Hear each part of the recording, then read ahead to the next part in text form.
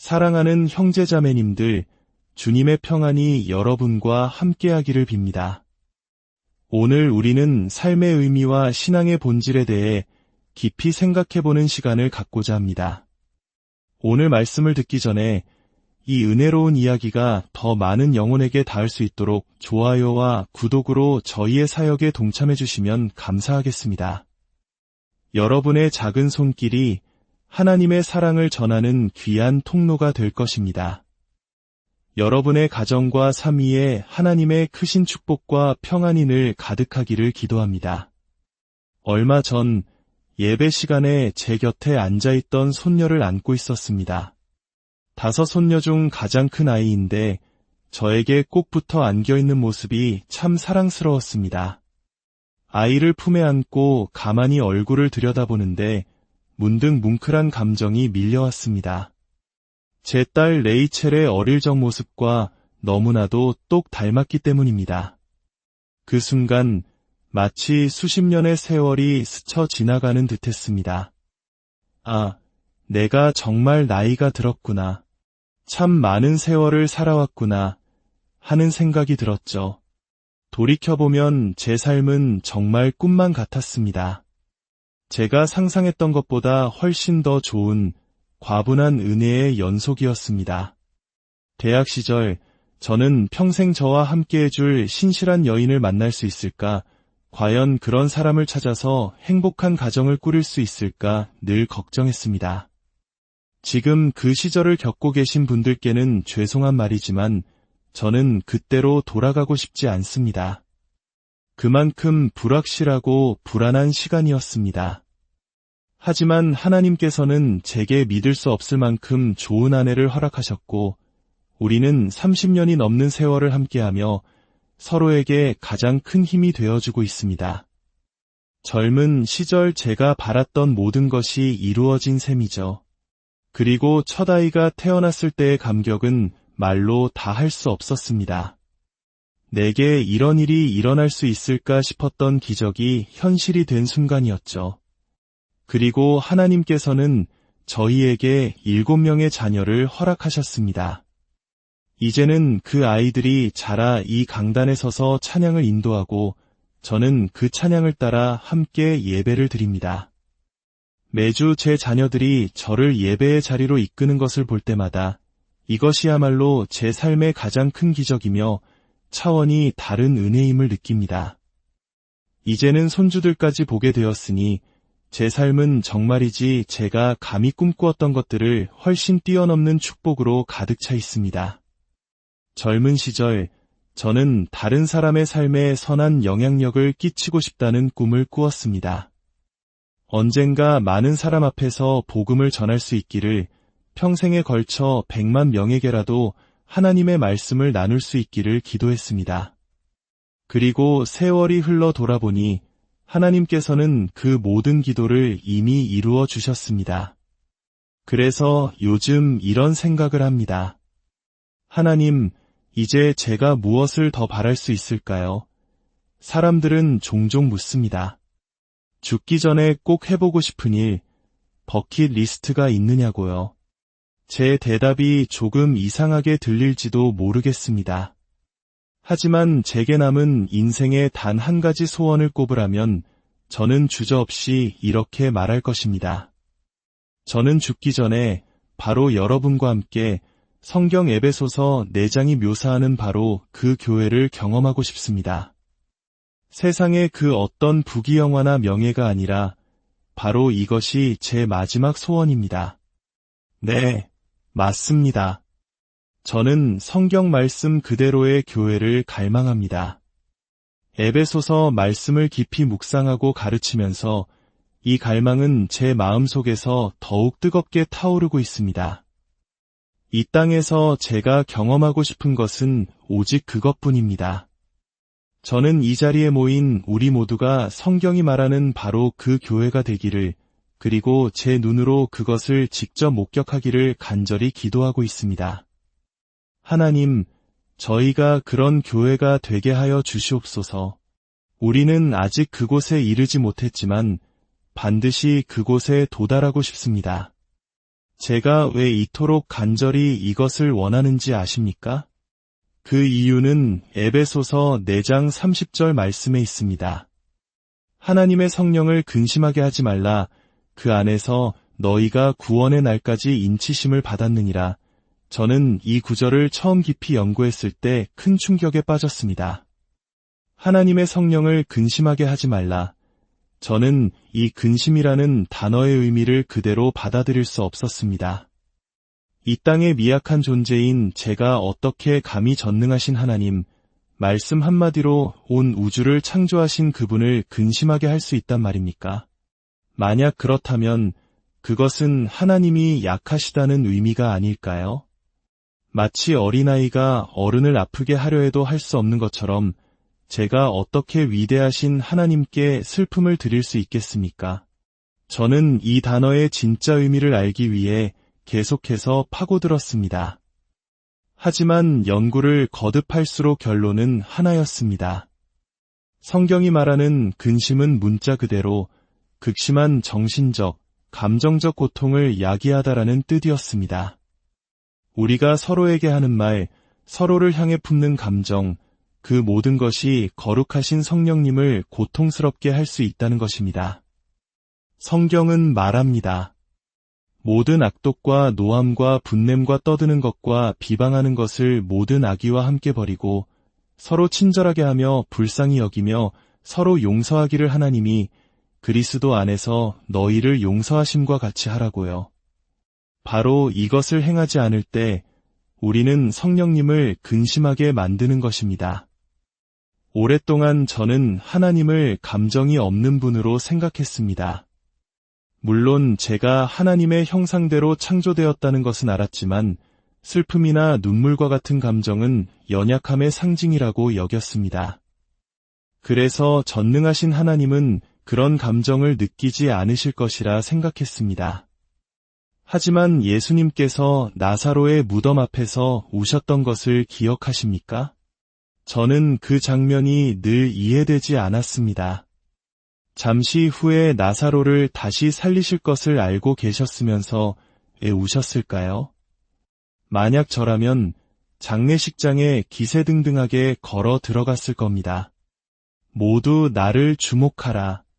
이제부터 놀라운 능력을 보여주겠다. 라고 외치며 어깨를 으쓱했을지도 모릅니다. 눈물은 상상도 못할 일이죠. 그러나 예수님의 눈물은 우리에게 중요한 것을 가르쳐줍니다. 그분은 완전한 인간이셨기에 사랑하는 이들이 슬퍼하는 모습을 보며 그들의 고통을 온전히 느끼고 함께 아파하셨습니다. 모든 것을 아시는 전능함 속에서도 그 순간만큼은 사랑으로 가득 차 슬퍼하는 이들과 함께 우셨던 것입니다. 바로 그 하나님께서 오늘 우리에게 말씀하십니다. 성령을 근심하게 하지 말라고요. 우리가 서로를 대하는 방식 때문에, 우리가 서로에게 상처를 주는 말과 행동 때문에 성령 하나님께서 지금 이 순간에도 아파하고 계실 수 있다는 사실을 생각하면 마음이 무너져 내립니다. 우리는 사랑하는 사람이 눈물을 흘리고 있으면 어떻게든 그를 위로하려 애씁니다. 왜 그래, 울지마 하면서 등을 토닥여주고 그 고통을 덜어주기 위해 무엇이든 하려고 합니다. 하물며 우리를 위해 자신의 아들까지 내어주신 하나님을 슬프게 해드려서야 되겠습니까? 이것이 바로 저를 움직이는 동기입니다. 하나님, 저는 더 이상 하나님을 근심하게 해드리고 싶지 않습니다. 저는 모든 쓴뿌리와 분노, 다툼과 비방, 모든 악의를 벗어버리고 오직 친절과 긍휼, 용서로 가득한 공동체를 이루고 싶습니다. 하나님께서 더 이상 당신의 교회를 보며 슬퍼하지 않으시도록 오히려 온유한 마음으로 서로를 용서하며 하나된 모습을 보시고 기뻐하시도록 만들고 싶습니다. 이것이 제가 에베소서 4장의 교회를 꿈꾸는 첫 번째 이유입니다. 두 번째 이유는 그것이 바로 하나님께서 태초부터 항상 원하셨던 것이기 때문입니다. 에베소서의 가르침들은 새로운 것이 아닙니다. 거짓을 버리고 참된 것을 말하라는 말씀은 구약 스가랴서에서 분을 내어도 해가 지도록 품지 말라는 말씀은 시편 4편에서 인용한 것입니다. 성경 전체를 관통하며 하나님께서 원하시는 것은 늘 한결같았습니다. 바로 당신이 창조한 인간들이 서로 사랑하고 하나님을 사랑하며 조화롭게 살아가는 모습입니다. 에덴 동산에서 하나님이 원하셨던 것은 정직과 사랑의 관계였습니다. 하지만 아담과 하와는 죄를 짓고 하나님을 피해 숨었습니다. 하나님께서는 그런 그들을 찾아다니며 부르셨습니다. 이후 이스라엘 백성을 택하여 세상의 다른 민족들과는 다른 공의와 친절과 자비가 넘치는 나라를 세우기를 원하셨습니다. 하지만 이스라엘 또한 그 기대에 미치지 못했습니다. 마침내 예수님께서 오셨고 승천하신 후 성령을 보내주셨습니다. 사도행전에서 우리는 초대교회의 탄생을 봅니다. 다락방에 모인 성도들이 한마음 한뜻으로 기도할 때 불의 혀와 같은 성령이 임했습니다. 그들은 모든 물건을 통용하고 자기 재물을 조금도 자기 것이라 하지 않으며 한마음과 한뜻이 되어 기도에 힘썼습니다. 그곳에는 하나님의 능력이 있었습니다. 그것이 바로 하나님께서 원하셨던 모습입니다. 하지만 안타깝게도 그 모습은 오래가지 못했습니다. 하나님께서는 언제나 어둠을 몰아내고 함께 거룩함을 추구하며 서로 사랑하는 정직한 공동체를 원하셨습니다. 저는 바로 그 하나님의 오랜 꿈을 이루어 드리고 싶습니다. 이 일은 저 혼자서는 할 수 없습니다. 만약 하나님께서 너 혼자 거룩하게 살아라, 나를 사랑하고 구별된 삶을 살면 내가 기뻐하겠다고 하셨다면 저는 아마 깊은 산속에 오두막을 짓고 세상과 단절된 채 하나님만 찬양하며 살았을 것입니다. 하지만 하나님은 그것을 원하지 않으셨습니다. 하나님은 우리가 서로 사랑 안에서 교제하며 예수님께서 사람들을 대하셨던 것처럼 우리도 서로를 대하는 모습을 보기 원하십니다. 바로 교회를 통해 그 모습을 보기 원하시는 것입니다. 제가 에베소서 4장의 교회를 원하는 세 번째이자 마지막 이유는 하나님께서 바로 그곳에 거하시기 때문입니다. 이 건물에 머무신다는 뜻이 아닙니다. 우리가 어디에 있든 들판에 있든 각자의 집에 있든 바로 우리 가운데 거하시기를 원한다는 뜻입니다. 구약에서 하나님은 모세에게 성막을 지으라고 명하시며 아주 구체적인 지시를 내리셨습니다.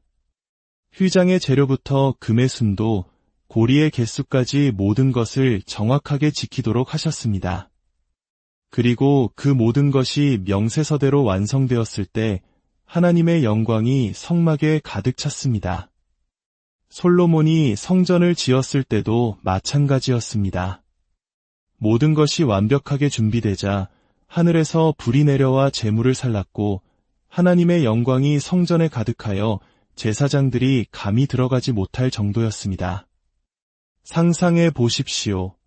하늘에서 불기둥이 내려와 성전을 가득 채우고 그 앞에 선 모든 이들이 얼굴을 땅에 대고 엎드려 경배하는 그 장엄한 광경으로 저는 그 모습을 보고 싶습니다. 그리고 신약 시대에 하나님께서는 우리에게 새로운 명세서를 주셨습니다. 그것은 바로 서로 사랑하라는 계명입니다. 우리 안에 있는 모든 어둠과 거짓, 숨기고 있는 죄악들을 버리고 서로에게 정직하며 모든 쓴 뿌리와 분노를 버리고 친절과 온유함으로 서로를 대하라는 것입니다.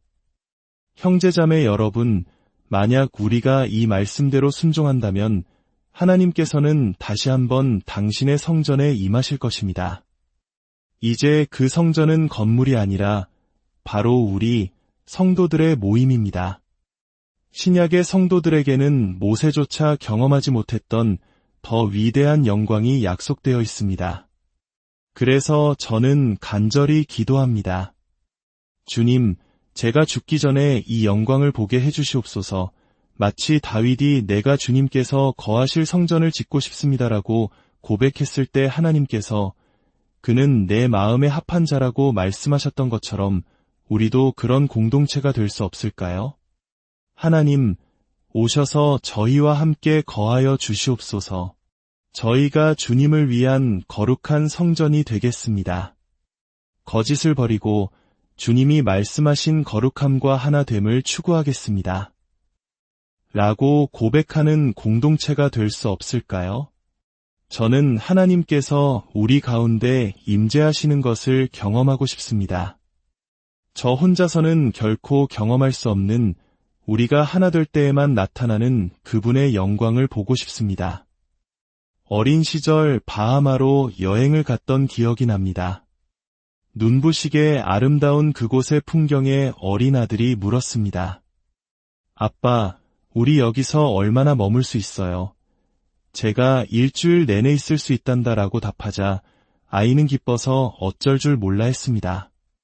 그곳을 떠나고 싶지 않았던 것이죠. 저는 성경을 읽으며 생각합니다. 우리가 그런 교회가 될 수 없을까? 하나님께서 우리 공동체를 보시며 나는 이곳을 떠나고 싶지 않다. 내가 항상 원했던 모습이 바로 여기 있구나. 거짓도 비방도 쓴뿌리도 없고 오직 겸손과 사랑만이 가득하구나. 라고 말씀하시는 그런 교회가 될 수 없을까요? 그리하여 하나님과 사람이 하나 되어 영원히 함께 거하는 곳. 그것이 바로 제가 꿈꾸는 에베소서 4장의 교회입니다. 사랑하는 여러분, 하나님께서 우리를 이토록 사랑하셨으니 우리도 서로 사랑하는 것이 마땅합니다. 우리가 서로 사랑할 때 보이지 않는 하나님께서 우리 안에 거하시고 그의 사랑이 우리 안에서 온전히 이루어집니다. 하나님을 기쁘시게 하는 것은 우리가 서로를 어떻게 대하느냐에 달려 있습니다. 그러므로 사랑받는 자녀로서 하나님을 본받는 자가 되십시오. 기독교 신앙을 복잡하게 생각하지 마십시오. 그저 하나님을, 예수님을 본받는 것입니다.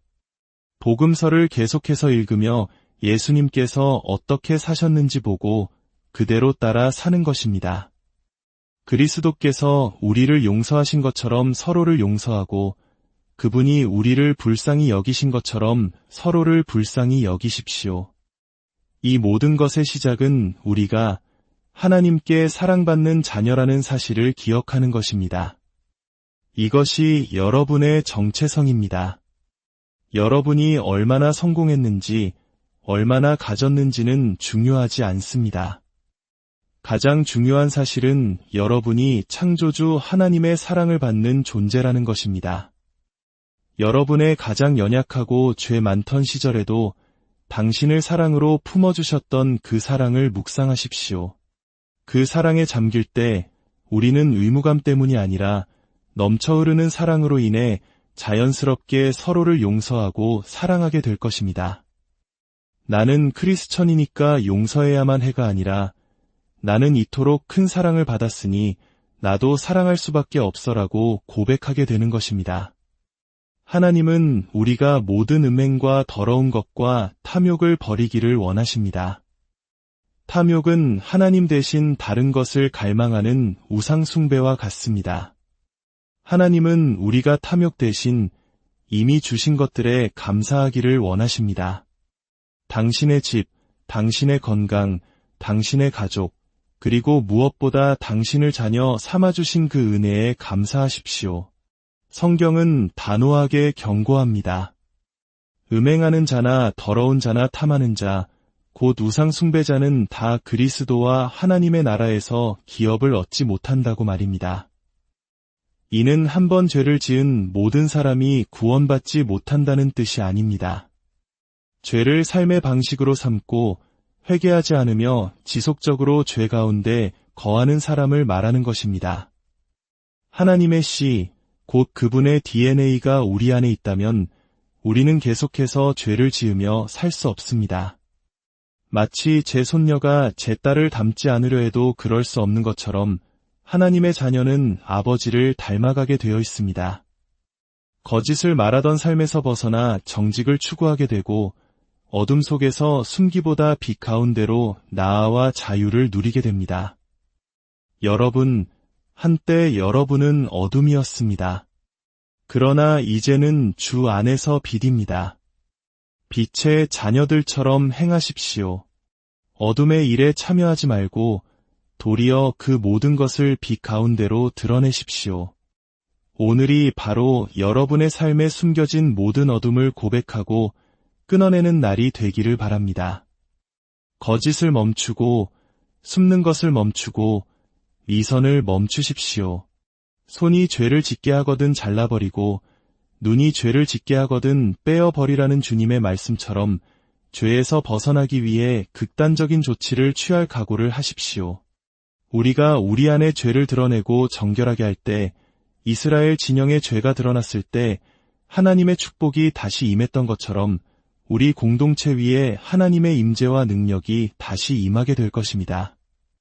잠자는 자여, 깨어서 죽은 자들 가운데서 일어나라. 그리스도께서 너에게 비추이시리라. 아멘. 하나님 아버지, 저희가 바로 그 교회가 되게 하여 주시옵소서. 성령님을 근심하게 하는 모든 다툼과 분열을 제하여 주시고 오직 그리스도의 사랑으로 서로를 용서하고 품어주는 공동체가 되게 하소서. 하나님께서 태초부터 꿈꾸셨던 정직과 거룩함과 사랑이 넘치는 교회를 바로 이곳에 이루어 주시옵소서. 그리하여 주님의 영광이 우리 가운데 충만히 임재하시는 것을 우리 눈으로 목도하는 은혜를 허락하여 주시옵소서. 이 모든 말씀, 우리를 사랑하시는 예수 그리스도의 이름으로